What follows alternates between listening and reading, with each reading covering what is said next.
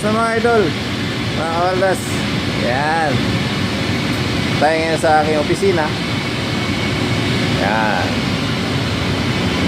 Puro barina, opisina ko mga idol. Ayan, control. Mga puro machine. Yan. Yan. Yan. Yan. Siyempre, nasa barko tayo, kaya puro machine na nandito mga idol. Sa tayong fitter sa barko. Hindi tayo rider ngayon angkas ng Grab. Tayo ngayon ay seaman. Ayan, opisina. Laki yan, no? Ayan. Lawak. Solo tayo dito sa mga tools.